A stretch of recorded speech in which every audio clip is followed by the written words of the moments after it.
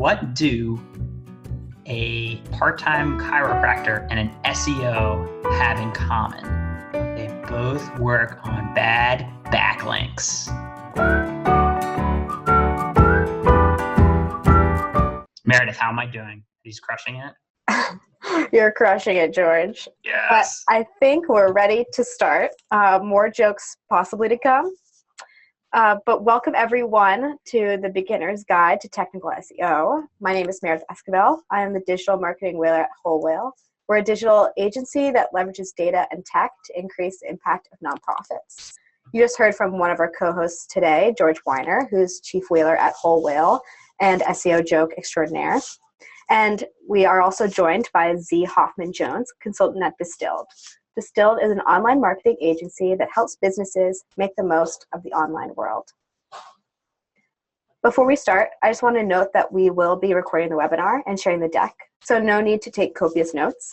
But during the webinar, please send your questions to the chat because we will have a Q&A at the end.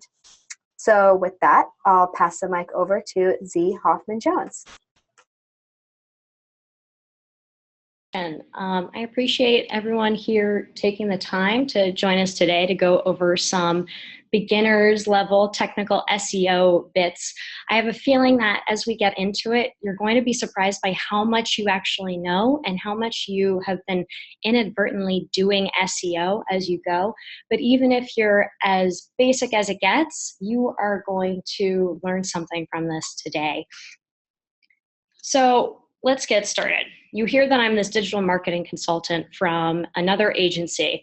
Who the hell am I and why should you trust me?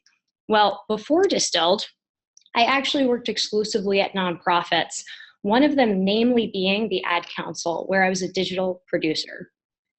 And as a result, I was actually, without realizing it, doing SEO because we were making so many of our websites accessible to our users. It was really important for our campaigns that people of all need levels would be able to read and experience our websites to the fullest of their ability. It turns out that resources like WebAIM are great for reaching 508 compliancy, which is another way of determining whether your website is accessible. These are rules and regulations that are put forward by the government that make sure that, again, screen readers can read all of the content on your websites.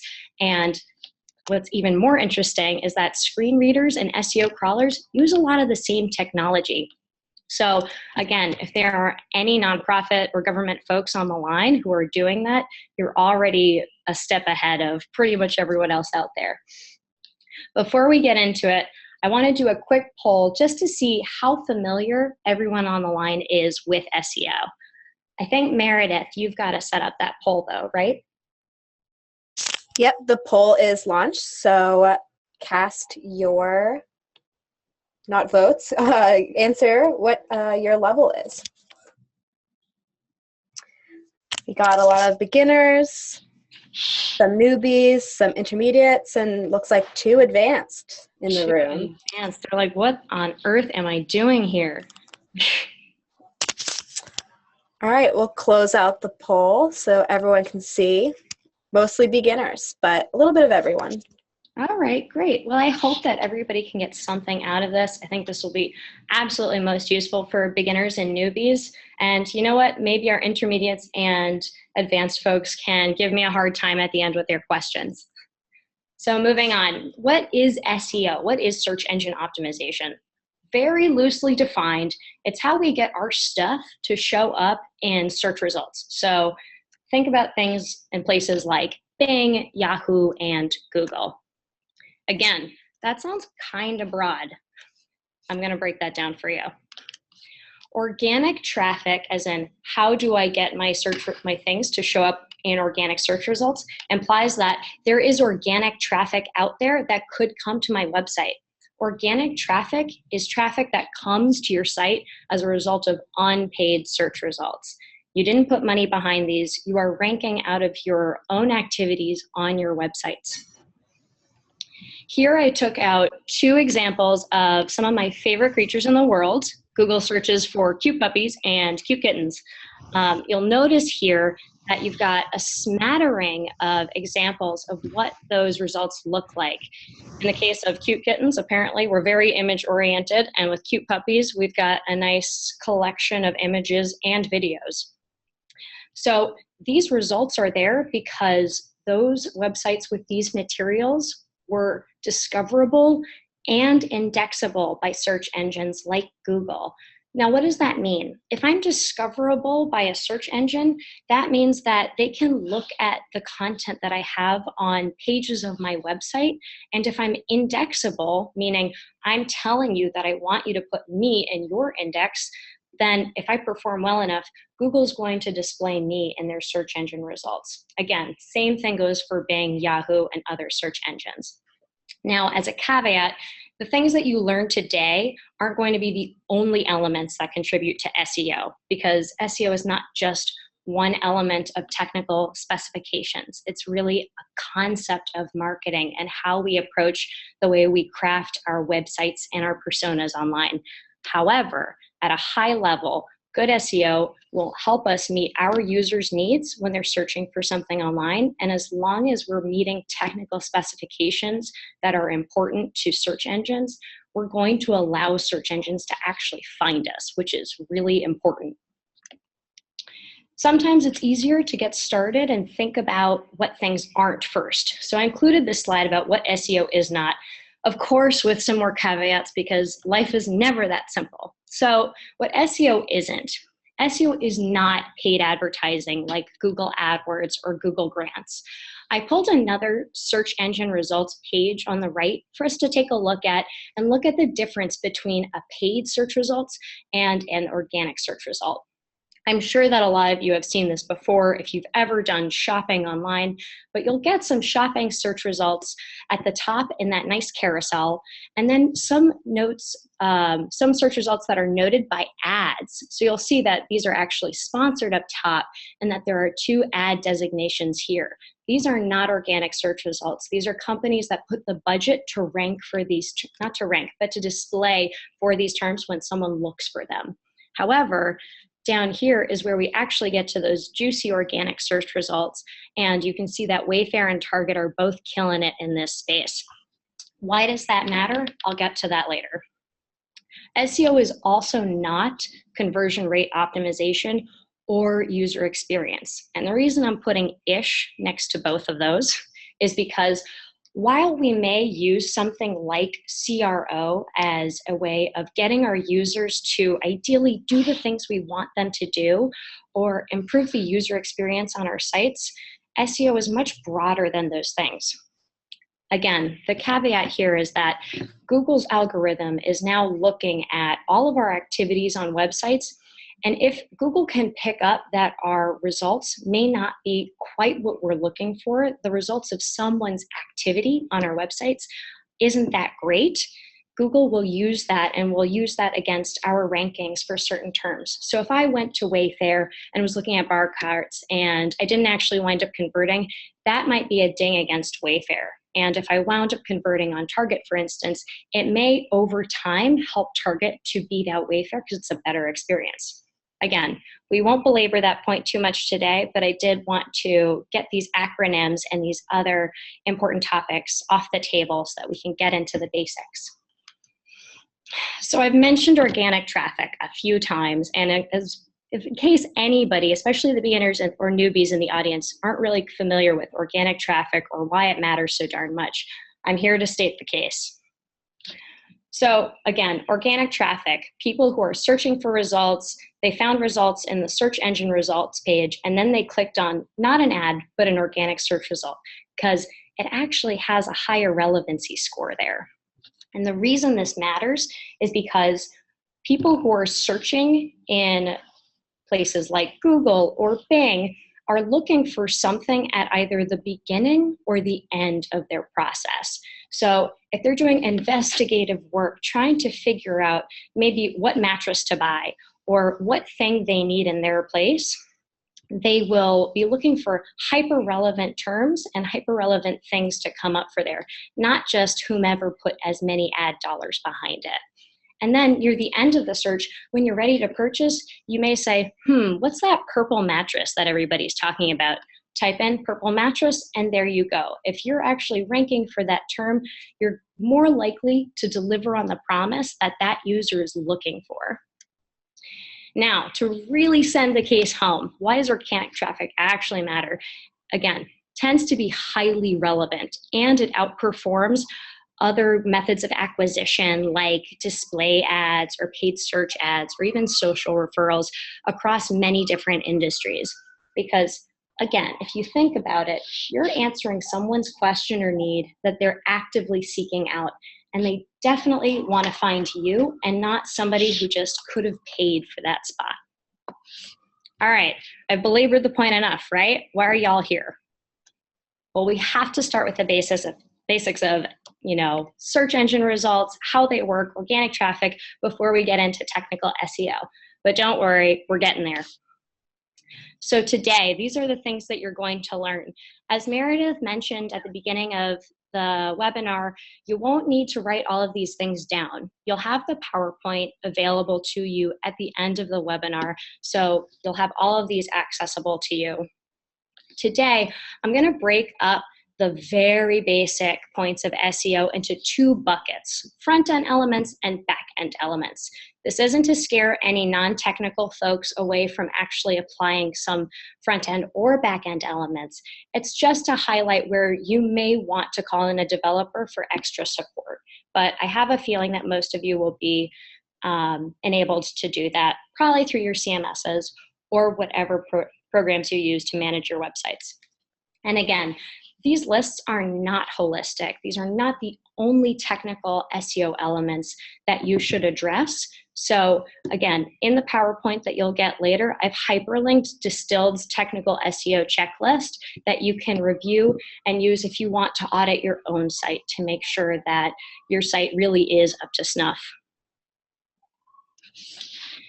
So I know you're so excited to just get to the meat of it. But first, we have to understand our SERPs, aka search engine results pages. So I think you can pick up on the fact that I just adore cute puppies. So sorry, cute kittens, you've been beat out. Here is a full SERP page of cute puppies from a Google search that I did, maybe last night or a couple of months ago, who knows.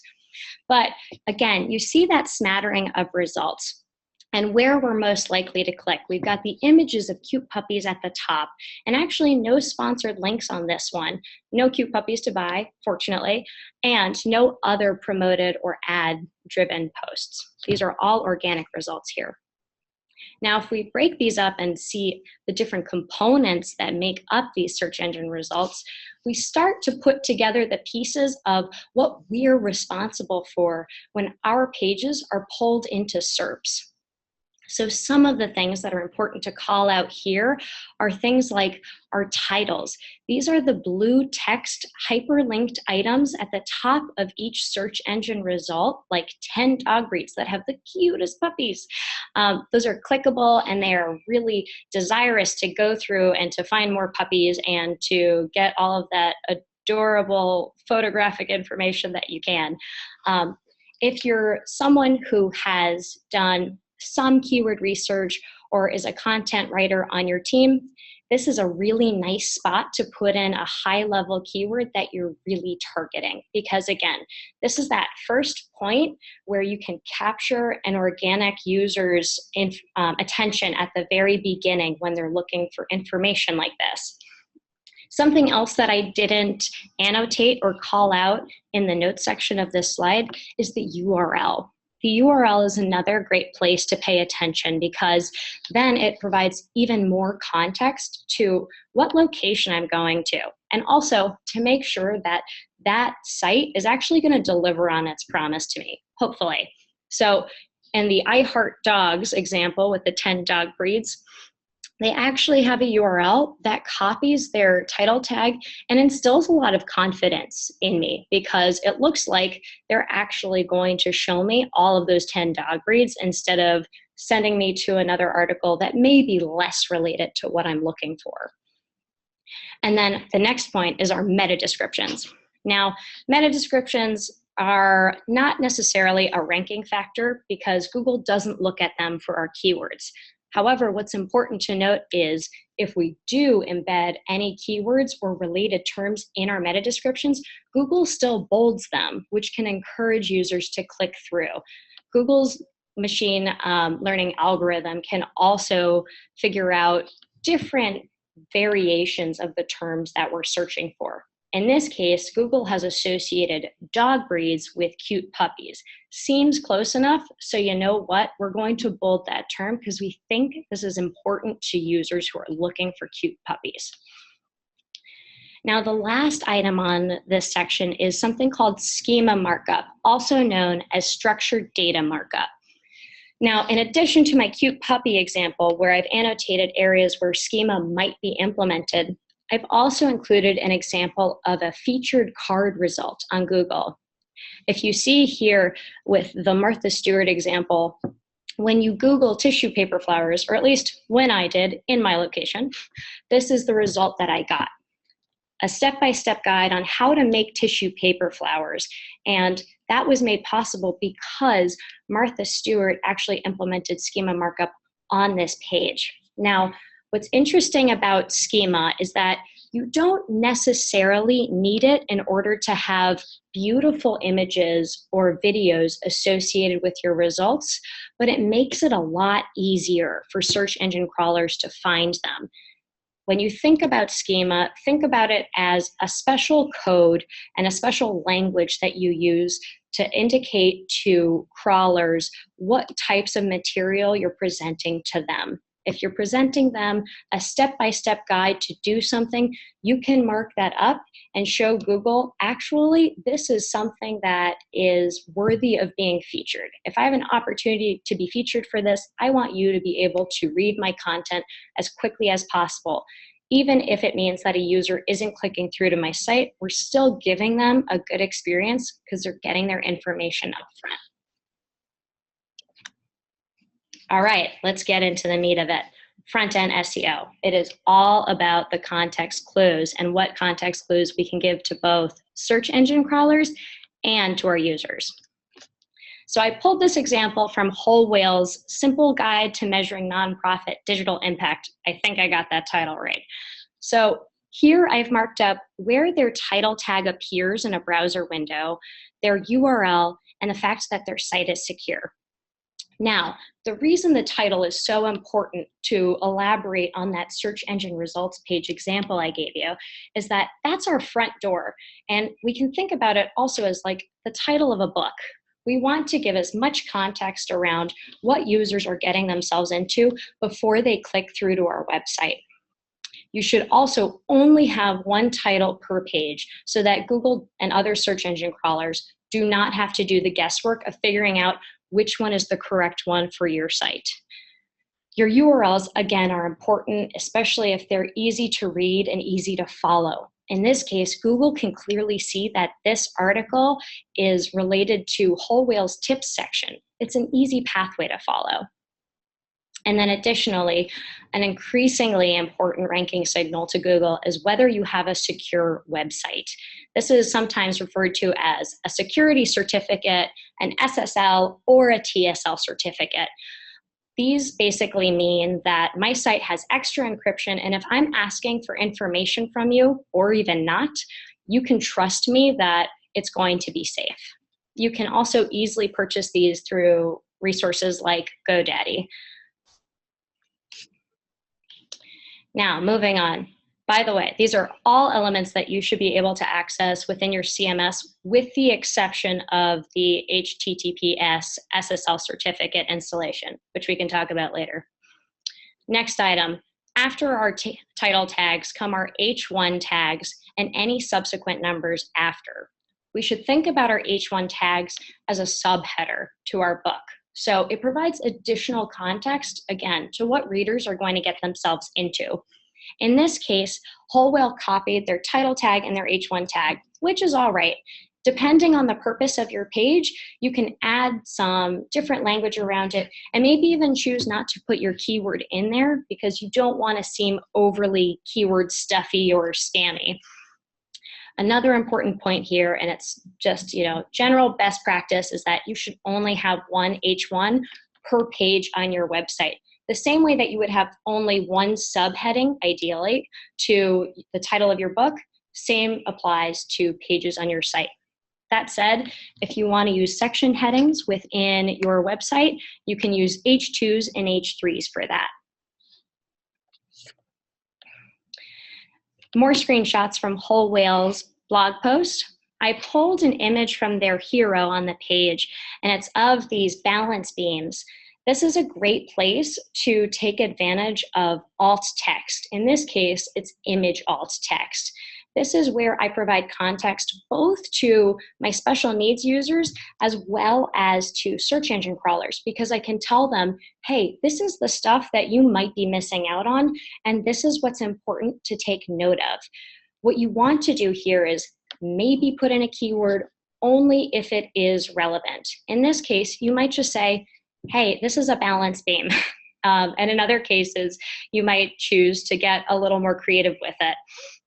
But in general, when you think about the alt text that you can provide, you just want it to be descriptive of what that thing is. If your user was blind, how would you describe this thing to them? And I would be remiss not to mention body copy, because that's the reason we're all here. You have written this amazing content for us, ideally amazing, and this is where you really need to deliver on that. So you don't want to skimp on any keywords that you're targeting, but don't overdo them either. Mention a top keyword one time in your first paragraph, and then maybe a couple other times in a natural way throughout the rest of your post. And then finally, anchor text and hyperlinked language really does matter, not only because Google and other crawlers look at that and say, oh, this is exciting. You want me to go to a new place and I want to follow this link pathway.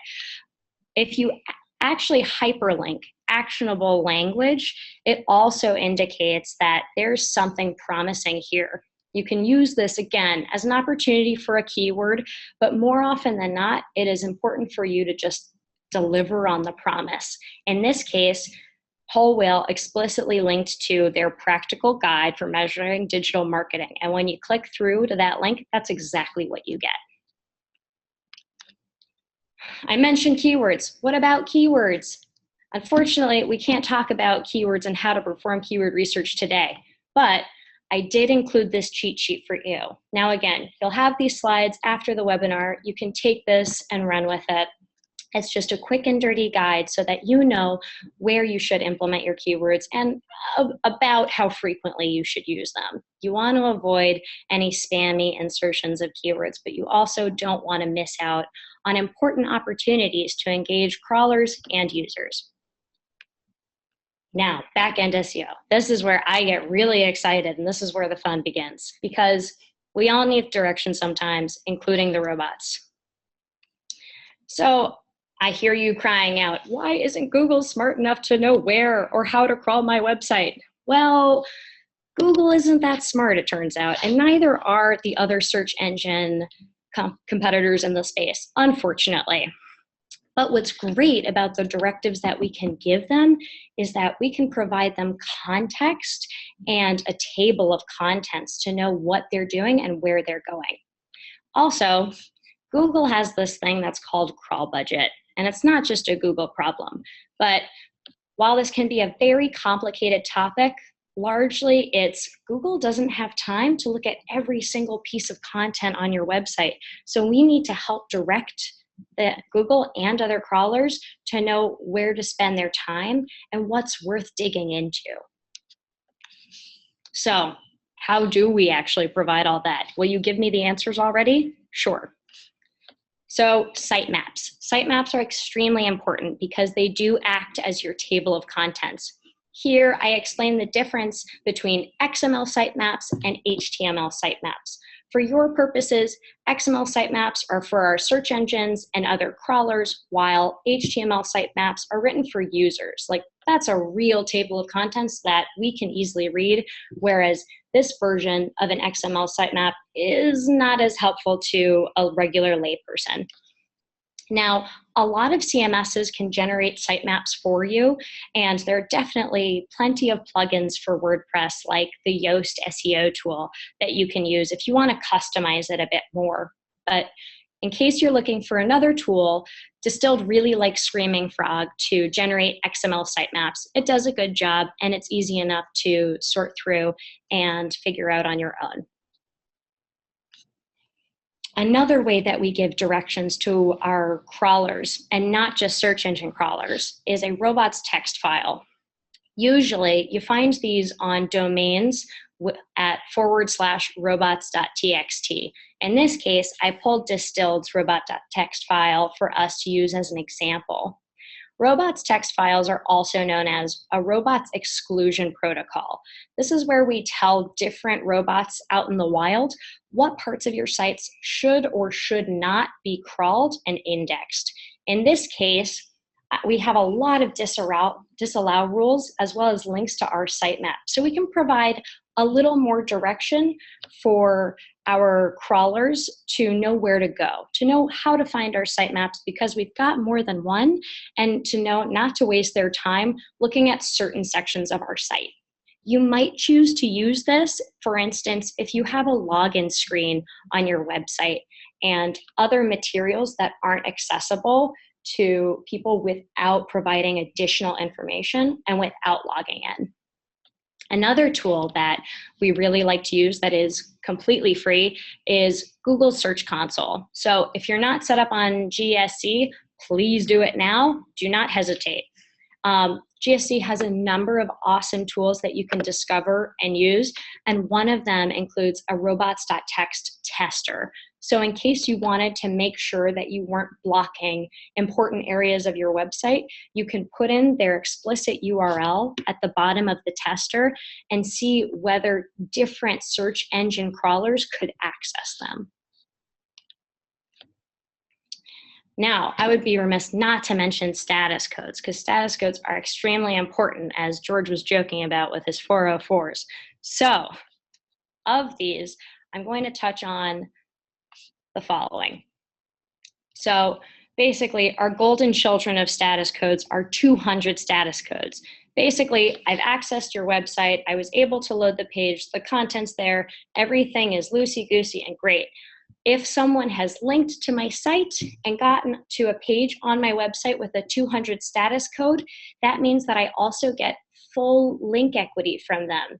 As in, I get a vote of confidence from a website like Bloomberg if they link to a Distilled article that I wrote. That's really exciting. And we want to make sure that that page is available to anyone clicking through, especially to search engine crawlers.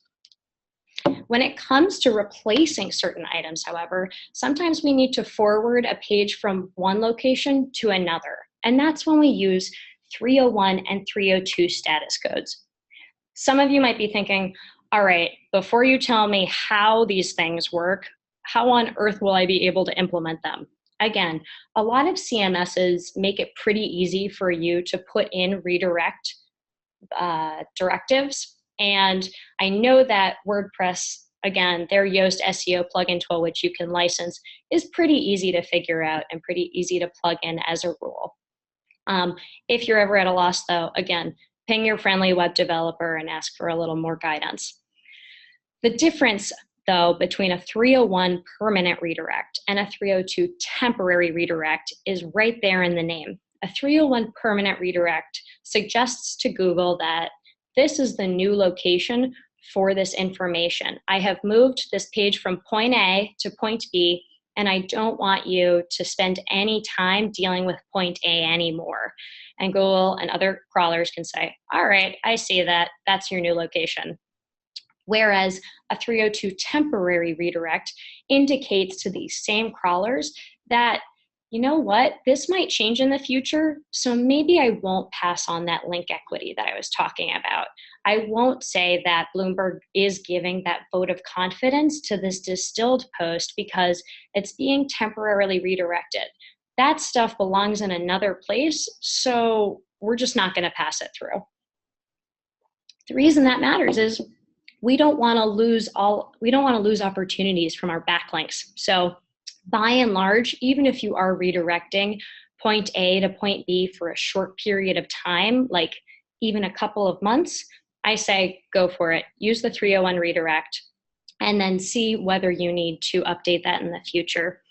Another note to avoid there is if you know that you're going to be moving point A to point B and then point B to point C, you want to make sure you avoid something called a redirect chain. It won't be sufficient for you to forward all of your traffic from A to B and then forward B to C and forget A, because A will still be routing through B.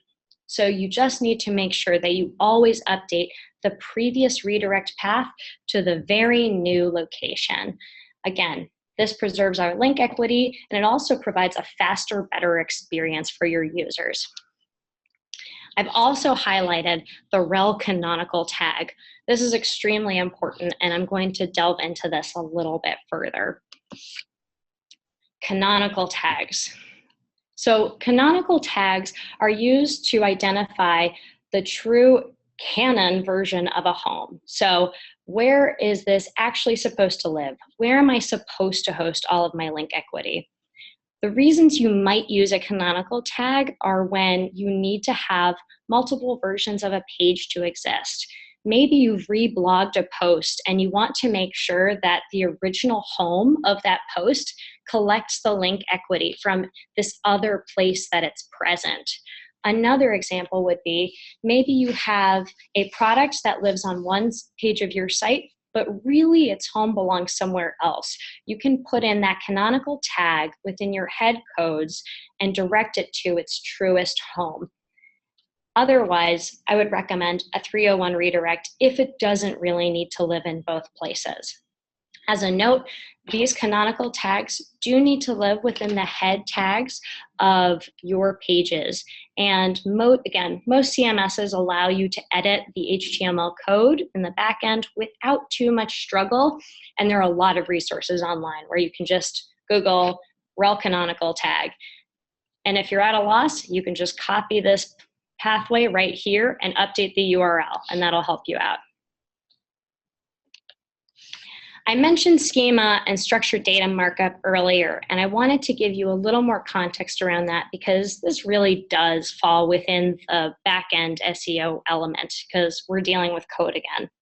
So structured data markup, again, is a special language that we can use for robots to understand the content that we have on our page, whether we have images on our page, or in this case, a recipe where we can pull out exactly how long this recipe will take me.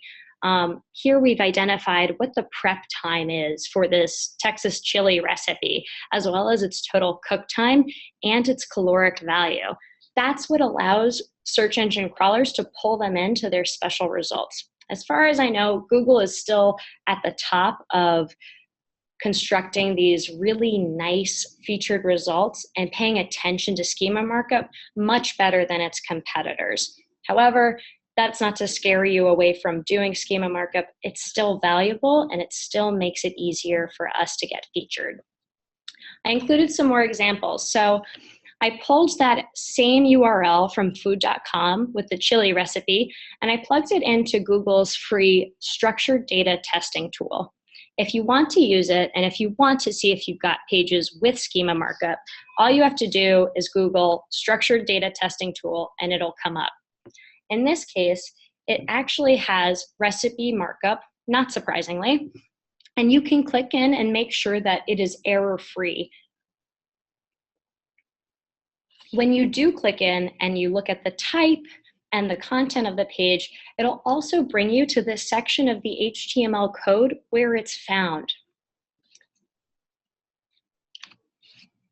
Now, if there aren't coders in the audience, especially for some of our beginners, there are other alternatives to drafting this code by yourself. Though, if you want, you should hit up our intermediate and advanced folks on the line and ask them for help in case you want to finesse it a little bit and get more fun out of it. However, going back to Google Search Console, what makes this such a cool tool on top of all of that is that you can go into Search Console and go into Search Appearance and click on Data Highlighter. And that's where you can actually create your own schema markup. And here you can see the GIF that I put together of me marking up an article that we have on Distilled. All you have to do is highlight it with your mouse and then select from a drop-down menu what that content type is, and Google does the work for you. While this isn't a perfect tool because Google doesn't have all forms of schema markup available to you in there, it definitely helps, especially with editorial websites and some e-commerce sites. Now, I mentioned security certificates and SSL and TSL and what that all means. I would be remiss not to mention that this is, again, another important ranking signal to Google. And while you probably won't be able to implement it yourself without some additional dev help, as well as a lot of monitoring to make sure that everything goes through well, it's extremely important. And if you're holding back because you're worried about the time it takes, I say just go ahead and do it, but do it carefully. We also have resources on Distilled that help you follow through the right flow that you should go through when you are implementing a security certificate, so you can do it safely and not lose out on any link equity that you've built up over time. Another note, again, not something that you can do from the front end unless you're using a really cool WYSIWYG tool like Squarespace. You want to make sure your sites are responsive because Google is moving to a mobile index as being the primary index. Now, what does that mean?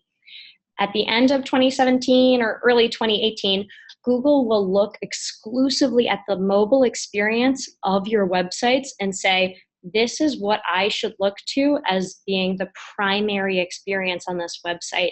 And I will judge your site's experience and the work you've done on it based on the mobile experience. So if your site is not yet responsive, or if you're still on an MDOTs are all right, but you might as well make the change now before Google makes that shift to the mobile index being the primary.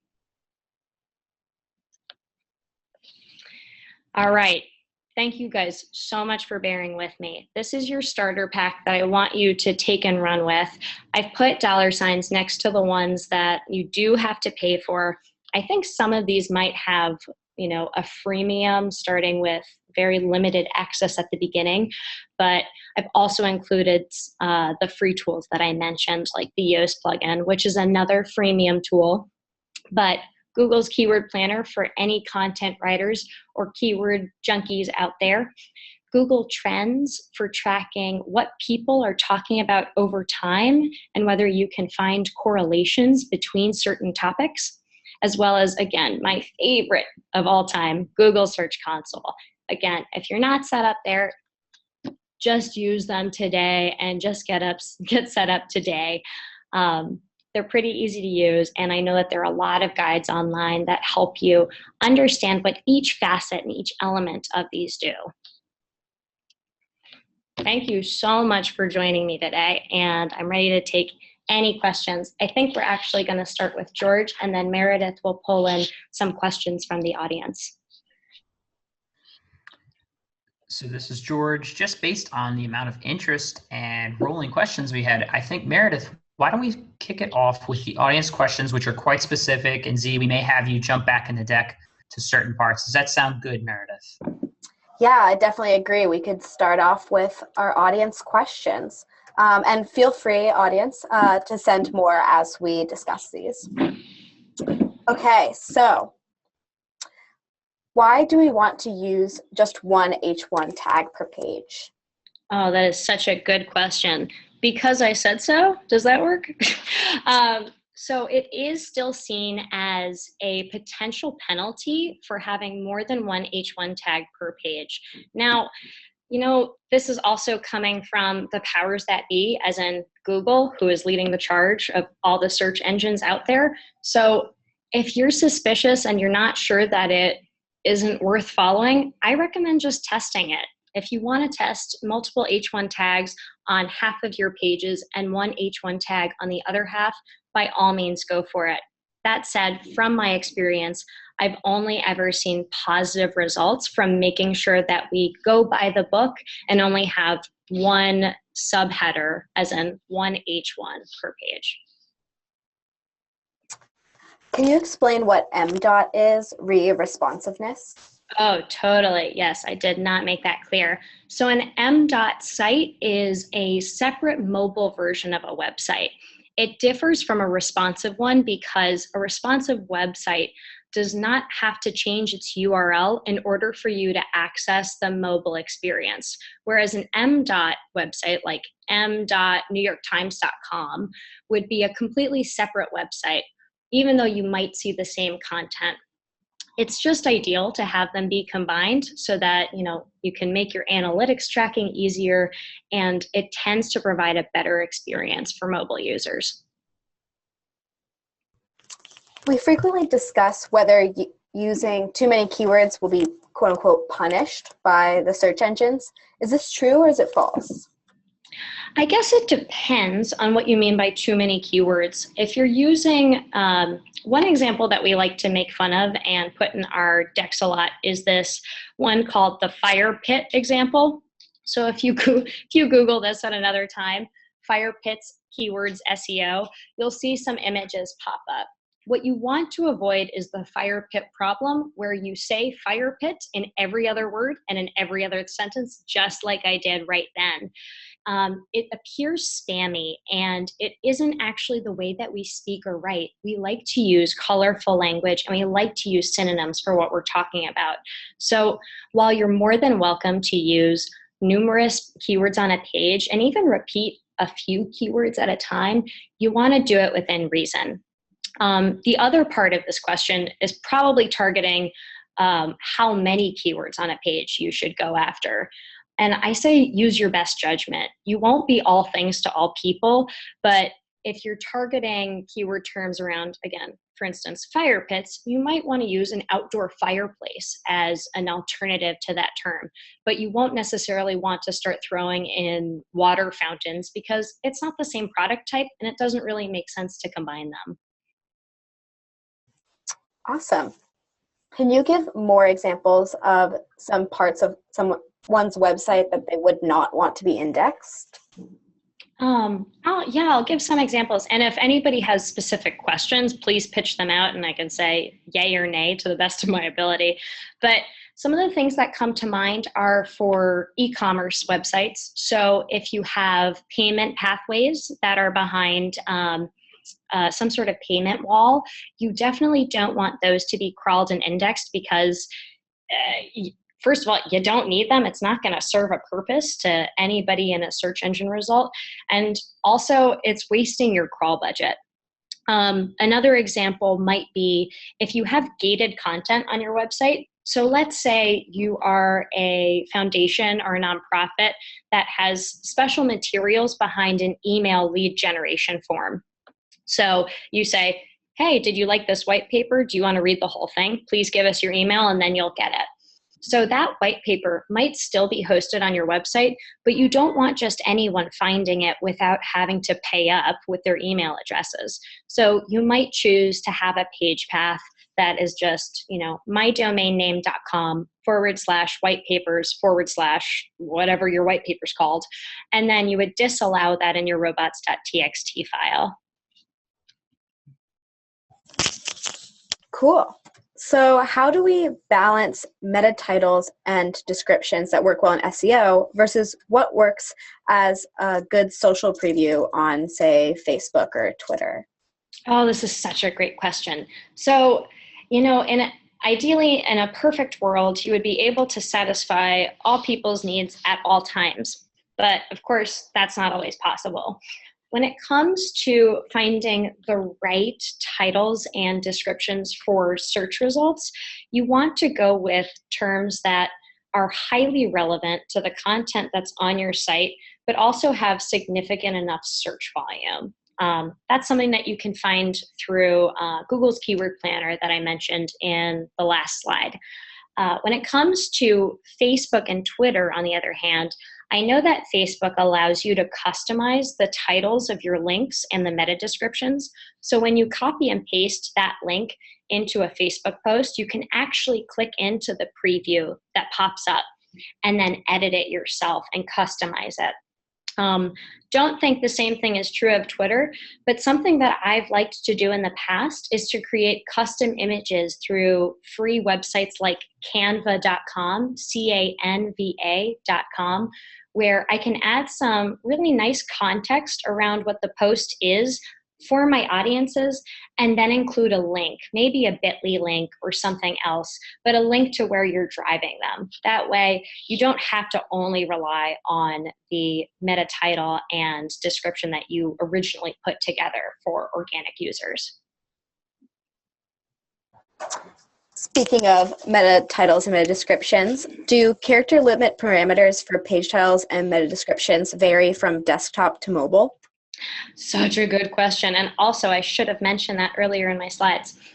As far as desktop to mobile, I think so, because meta descriptions and titles are actually dependent upon pixel width and how many pixels Google will allot to you. So, my about 80 or about 160 characters that I included in my slides are really estimates. It all depends on the widths of your characters.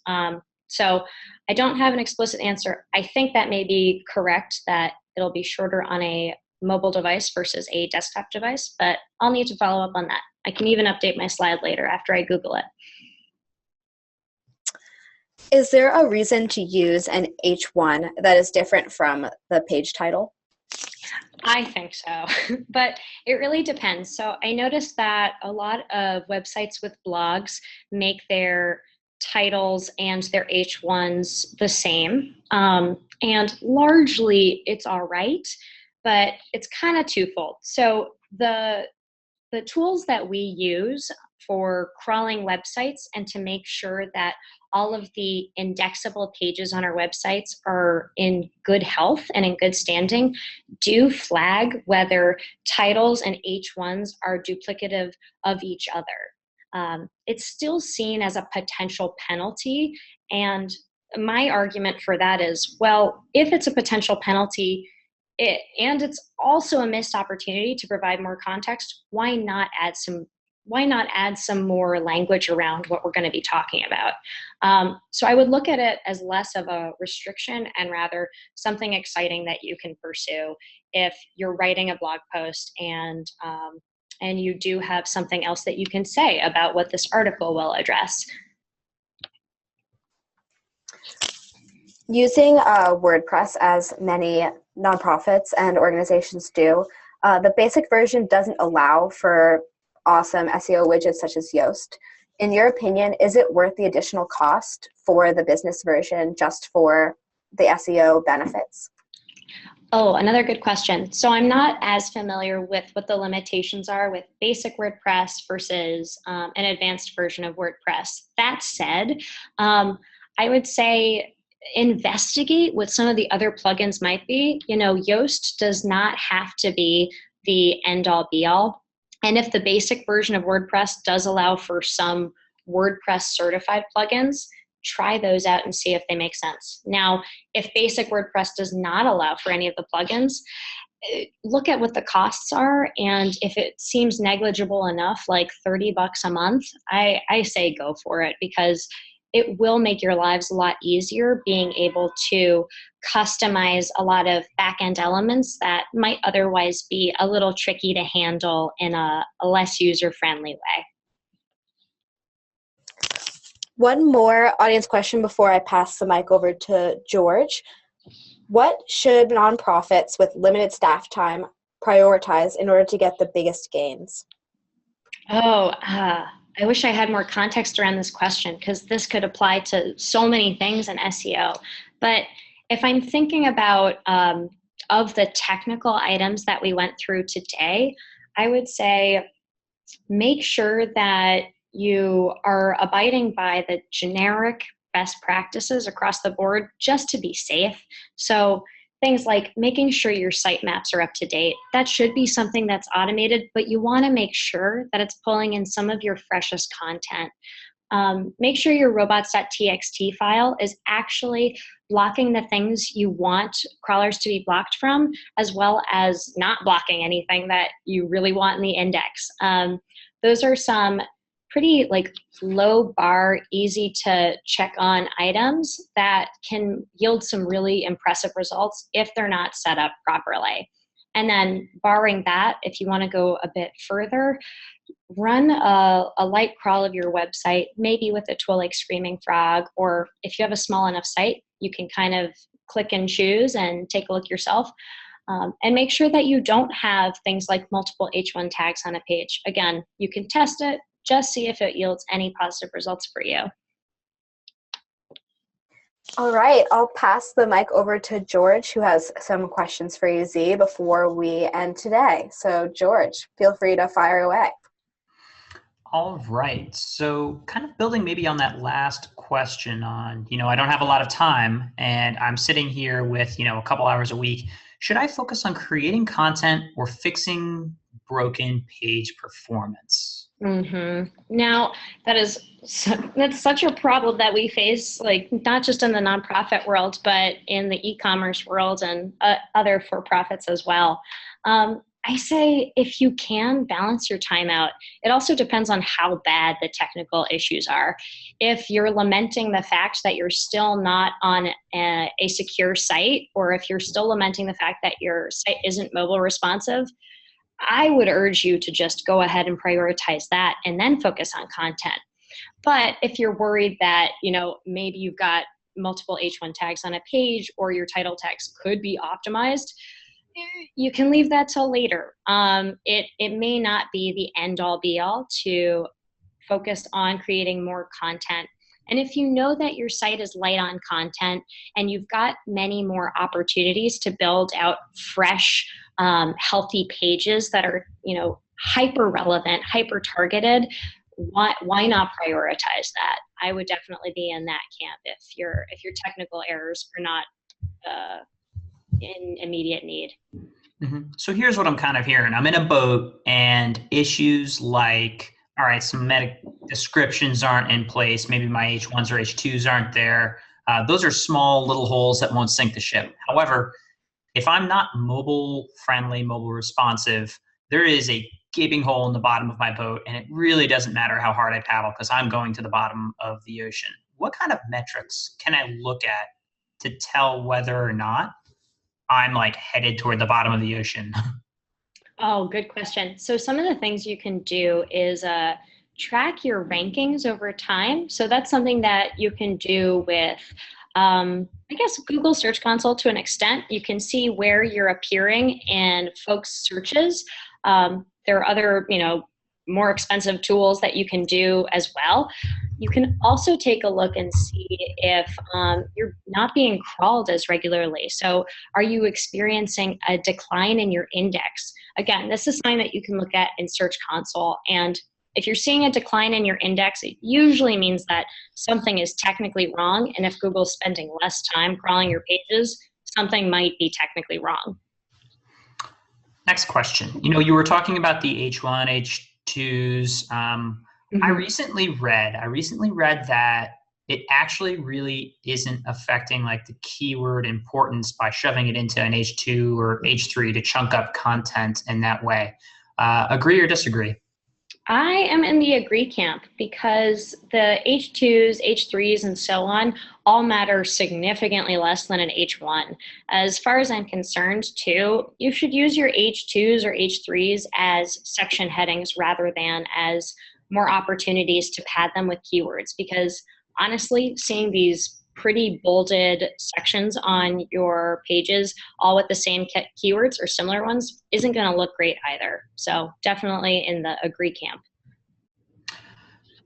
We easily fall into the Google is the beginning, middle, and end of all things. I know at the start of the presentation, you talked about some of the other search engines. What are some of the biggest differences when it comes to rank between Google and Bing? And just by doing the right things for Google, are we automatically set up for success with Bing?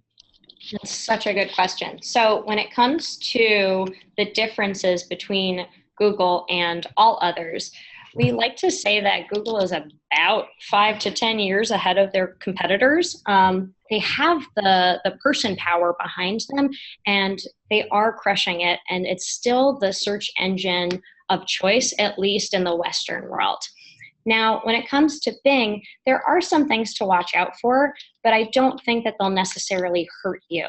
As we've discovered, Bing is not the best at crawling a version of structured data markup known as JSON-LD. I'm not sure if that applies to other versions of structured data for Bing, but it's indicative of how far behind Bing is from Google. And again, while it might not hurt you, it's certainly not going to give you the same kind of lift. Okay. How should nonprofits think about choosing the keywords they focus on? If you want to go back to your fire pit example, how do they find not just the fire pit, but also other relevant keywords around their cause? Great. So something that I like to reference, which was a phrase that I stole from a former boss of mine, is belly button syndrome, not looking inwardly at your belly button at all times. If you're up against, a room full of people and you're all saying, Christ, like we only deal with fire pits, what other words can we use? You probably need to get out of that room and get away from all of your colleagues. So some of the things that we like to encourage people to do is the very lowest cost is talk to other people about your product and see what they tell you. See how they interpret it and what language they use. If you can't talk to other people or you're shy, you can also go to websites like, again, Keyword Planner, which can broaden the search terms for you. They won't all be relevant, and in fact, most of them won't be. But as you scroll through, you'll see some different variations on the context of the keywords that you put in there. So you might put in fire pit and get out fireplace or outdoor fireplace or different things that people use in their gardens. And then it starts to build out a fuller picture of what this environment looks like. In addition to Keyword Planner, I'd also recommend Answer the Public. It's another really cool site that I've been enjoying that crafts different specific search terms around a keyword that you plug in. They don't always have an impressive or any search volume, but again, they can inspire you to broaden your search. Okay, I think we're getting close to the end, but I also have just a sort of maybe even the devil's advocate type of question for you here. You showed us some of the, the Google cards, an outgrowth of Google Knowledge Graph, where basically it seems like Google is just getting rid of the need to even click through to websites when you get the automatic answer to a health question or how to make my flowery doilies. And even just this week, they announced Google Jobs, which is going to cannibalize tremendous amounts of click-through search. So, one of this is like, why the heck should we bother playing this game that Google's eventually just going to dominate? And two, does it actually cannibalize search when you have a card in a search result that you're trying to index for the keyword? Okay, so twofold. First part is whether it matters to play the game. And I would say to a degree, yeah, because it will still contribute to your overall brand awareness, even if folks aren't clicking through to your websites. It's a similar argument to the release of AMP, so accelerated mobile pages. These are pages that are rendered on Google's server rather than your server. In case this is lost on folks, don't want to lose the mark at all, but you can Google it later on your phone and see what it looks like. It has a little lightning bolt next to it. So you can still read news articles through an AMP page and through a Google search result, but it's still not traffic to your website. That said, if I'm reading a Washington Post article via an AMP page, I still am building that brand awareness and that trust from the user to Washington Post. Now, the second part of your question was, does it matter if folks aren't clicking through to my site? Yeah, well, does it impact my search, for example, when Google creates a card that summarizes my topic and I'm in the search results? I think that if you're still answering the topic, it still provides you, again, with that value and that halo effect of awareness. But it's an interesting point to make. if you're going to play the game, you might as well play it better than the other folks who are doing it. So if you want Distilled to show up as the featured result instead of Whole Whale, we might as well try and play the game so that we can have our brand be out there. Okay. Alrighty. So Meredith, I guess we can wrap up. This is being recorded. You will get the extra results. Please keep learning with us. And Z, final question. What is a black hat SEO's favorite food? I don't know. What is it? Spam. Thanks, everyone, for joining us. Thank you so much, Z, for giving us all this great information. We'll send these resources to the attendees. Feel free to reach out if you have any questions. Bye, everyone.